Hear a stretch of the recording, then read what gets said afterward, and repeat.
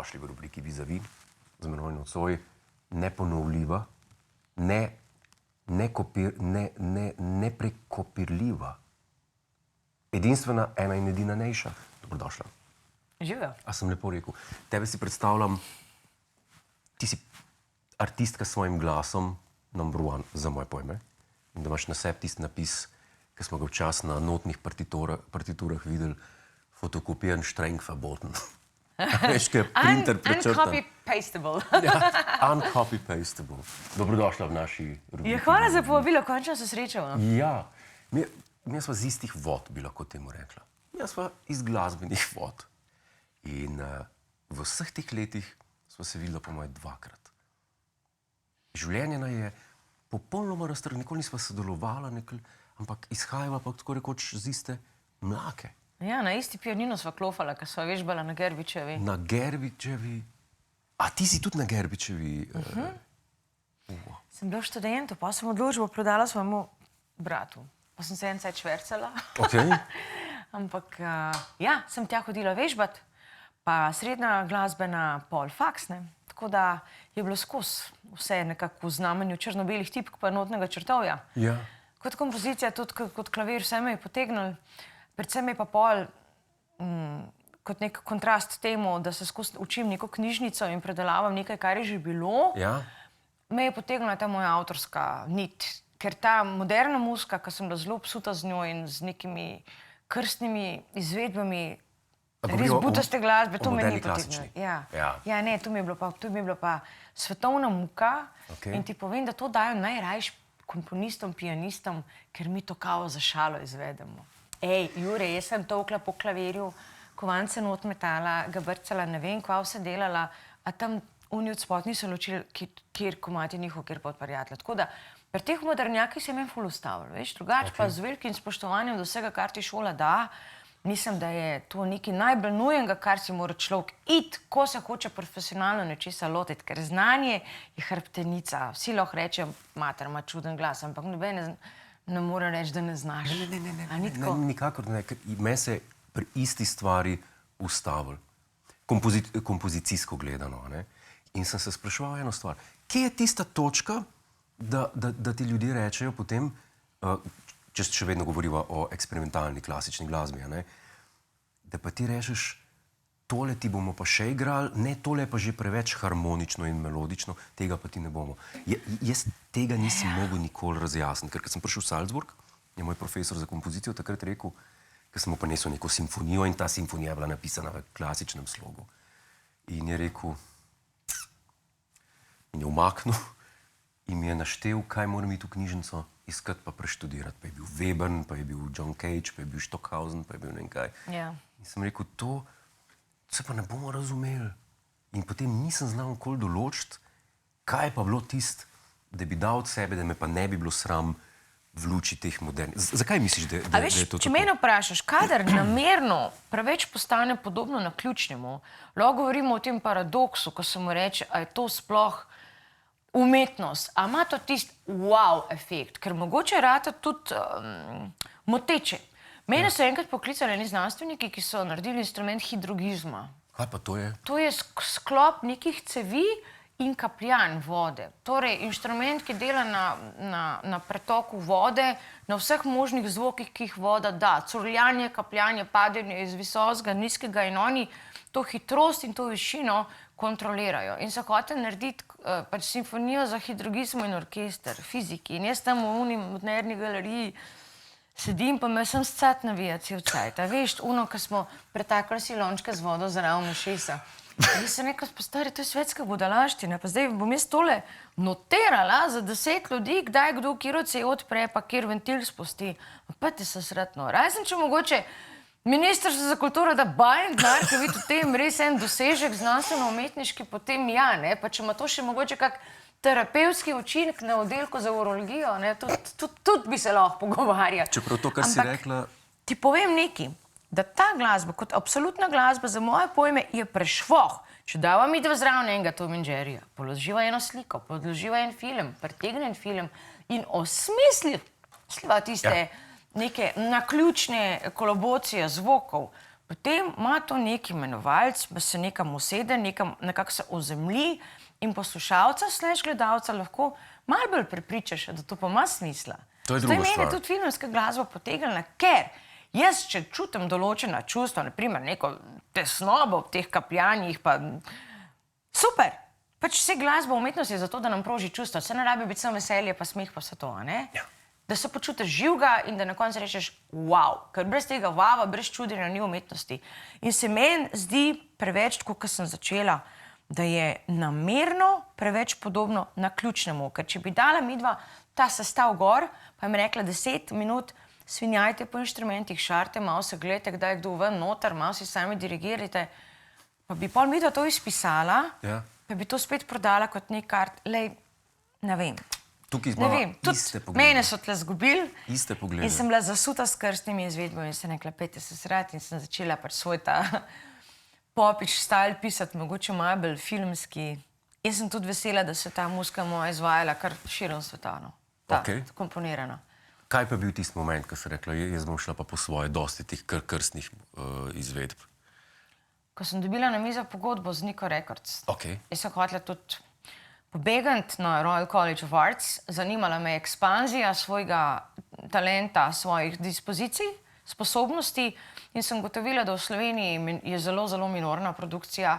V filmski glasbi se ne stegnemo dost, niti ni budžetov, niti ni tega, da bi bili veliki projekti fajn podprti, da bi si lahko prvoščili dobro produkcijo in če ti snema friend s kitaro direkt kabel v mizo in se temu reče soundtrack, me ni zanimalo. No? Zato sem pa hotela iti, ker vem, da s tem sposobnostmi ostati v takem okolju, ki me bo dušilo, jaz sem recept za eno face depro, no? Tako, pa še kaj drugega. In to si bom sama zbrala. In to sem se zavedala v tem momentu.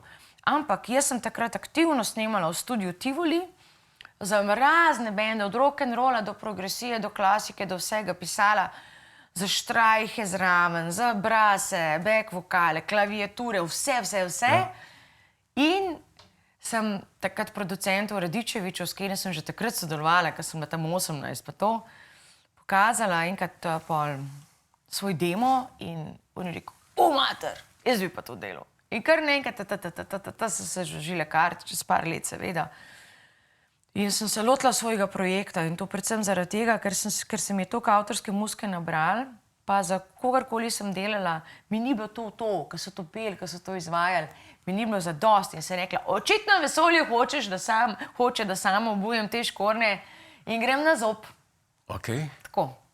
To je bilo to? Torej ni bila to neka želja od štarta. Okay. To je bila posledica tega, da se niso zložile ostale karte, ki so v bistvu ta moj ferbec glasbenik je zelo, zelo širok in razmahnjen, ker me pač niso potešile. Okay. Kako pa gledaš človek s tvojo izobrazbo, to vedno rad vprašam, na današnjo stanje glasbe, podobnega žanra, kot delaš sama? Mislim, da je na tej zemlji veliko planetov. In z enimi se pač ne ukvarjam, pa me ne motijo, tisti, ki mi po glavo skačejo in se vkličejo za mainstream, so pa v bistvu serijsko podobiljanje naroda, tisto me pa zelo moti.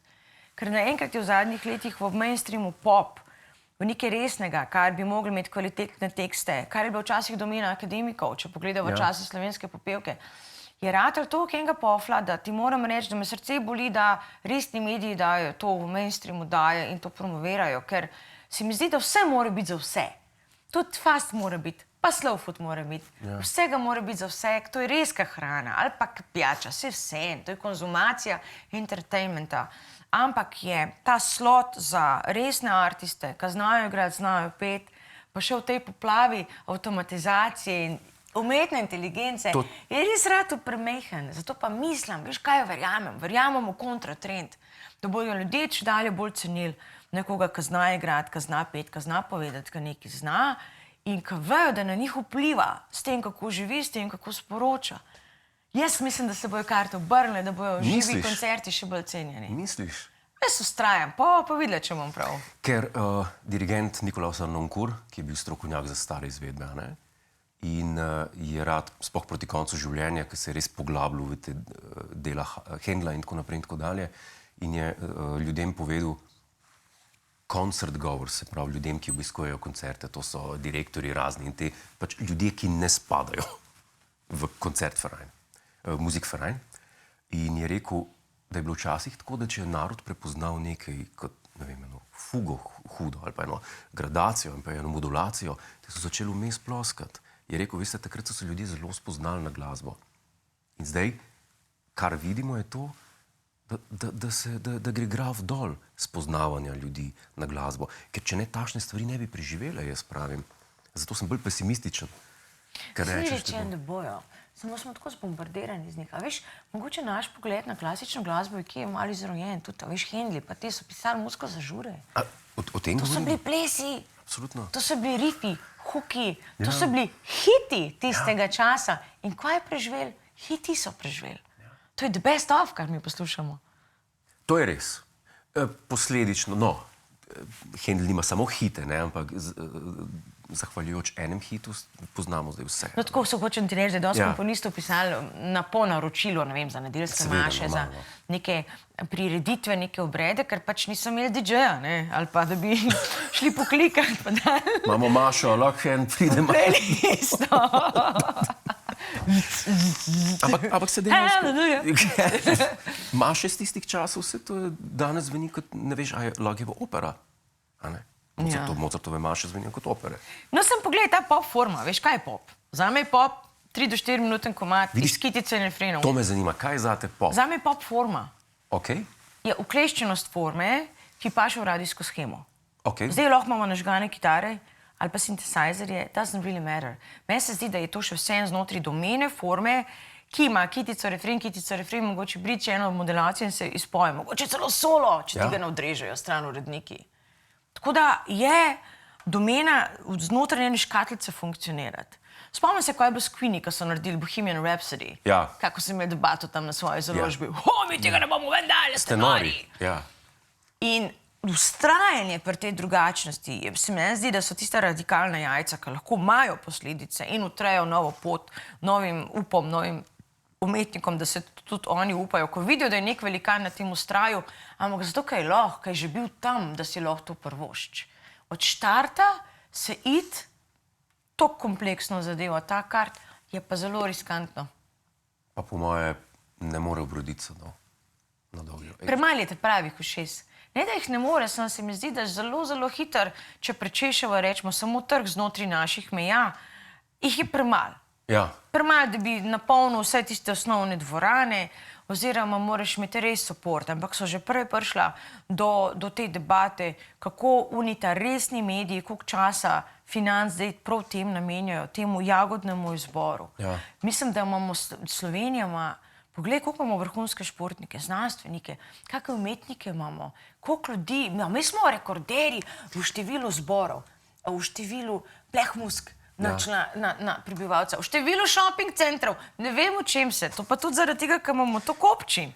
Naša kultura je bogata, živi, ampak v proporcu, kaj se pa servira občestvu, se mi pa zdi, da je narodno zabavna popa, rekel ti powerful pop, in vse to klasika, jazz, alternative rock, vse je šlo v eno tako malo špurico, ki je tukaj sama sebi namen, brezčasna je in živi samo znotraj tega svojega kroga. In to je vse ratel komercijala. Meni je to nič ne moč, sam je pogazilo tudi tisto slovenskost, ki bi jo mi mogli na tak inovativen, mal bolj, se veš, tehten način ven dajati od sebe. Kaj je zate najbolj radikalna, revolucionarna slovenska skladba vseh časov, ki je bila? To bi mogla pa kar malo pobrskati. To me zanima, takole, kakšne poglede imaš? Ja, ne vem, no, ko govoriva o provokativnem tekstu, ali govoriva o tem, kako se sliši. Vse, komplet. Ne vem, če pogledamo v smislu tega porništva, je bilo, po mojem, moral iti v punk. Aha. Po mojem, moral iti v punk, pa... Ali pa ne vem, to ni političen song, to je tudi en tak song, ki kontrira, ki kaže na prave barve. Drugače pa veliko reperjev, ki si upajo zdaj na kaj pokazati, da bi pa lahko eno izluščila, pa ti jo težko res. Okay. Težko ti jo zdajle. Mogoče kakšni lajbahi, veš? Okay. Te, ki se lotevajo teh tem, ki so lahko politične, oziroma ki žvakajo sistem, no? Okay. Jaz mislim, da boš rekla, sem ti dal istočnico za tvojo novo pesem Ti nisi ti. Kje pa? To je bilo... Krasen šlagerček, malo drugače zapakiran. Noviteta, povej, kaj je v A tem. veš, Jure, težko je narediti tudi kaj preprostega. Preprost, a se ti zdi, a je Ma to to je, preprosto malo? sicer je ogromen akordov, change-ov noter, res to tako res na fino zapakiram, da se ti sem gunce zraven prečeš, koliko fina melodija. O tem jaz govorim. Šolana komponistka, šolana glasbenica. A te zaboli, ko slišiš izdelke, za katere veš, da tisti, ki so jih naredili ali pa recimo skomponirali, nimajo znanja, ki ga potrebujejo, da bi to skomponirali in veš, da jim je to naredil ali program, ali da so se z akordi igrali, da so iskali. Ker mene takšne stvari bi zabolele. Ja, veš, kaj mene boli? Predvsem logika. Če hočeš ti na hiter nekaj dobro prodati, pa zadovoljiti čim več ljudi, pol 5 pomfri prodajati. Ja. Prav. Lej, če hočeš vse usrečiti, prodaj pomfri. Vsi ga imamo radi. Jaz obožujem krompir. Vse iz krompirja, v vseh oblikah. Študiram recepte. 15-hour potato. Lej, in pol, če pa začneš sofisticirati, če hočeš pa narediti neki malo bolj izdelek, pa da bo lep zgledal, pa malo bolj zdekoriran, pa malo ceno navit, že luščiva ljudi strana, ne? Ja. Mene zaboli, kadar je dober song, pa je za en drag narejen. Za en drag produkcija. Tako kot tudi slab tonc poskrbi, da je slab koncert, pa imaš lahko še toliko hudega izvajalca. Ja. Vsa tista oblekca, ko je daš ti na song gor, lahko to vse sfiži, lahko pa tudi naredi. Lahko je pa butast tekst, butasta melodija. Ne bom rekla butasta, bom rekla bizarno preprosta, pa ga lahko ta kič, kaj tudi lahko audiovizualen, z vsem tem šebengom zraven, zelo povzdigne. Tako da o sami substanci govoriti je tukaj v bistvu debata, ne? Koliko ta substanca, koliko pravnica. Pa skozi govorim, da mediji izobražujejo narod, mi smo pa hrana za medije, za svojo substanco. In tukaj bi moglo biti cedilo. Cedilo je na uredništvih. Tako.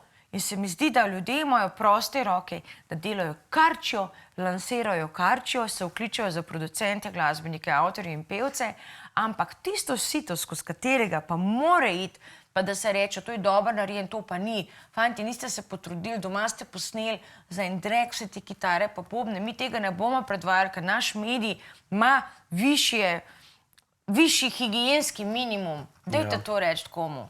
Dajte to reči komu. In tega ni. A veš, tega je premalo. Pa tudi zelo je veliko te zautomatizirane, zgenerirane, zrobotizirane glasbe, ki pa nima čisto nobene esence noter. No, bom rekla, da človeka to ravna, ga ubija na tistih vibracijah, kjer v bistvu se bi mogli zdajle probujati. Ja.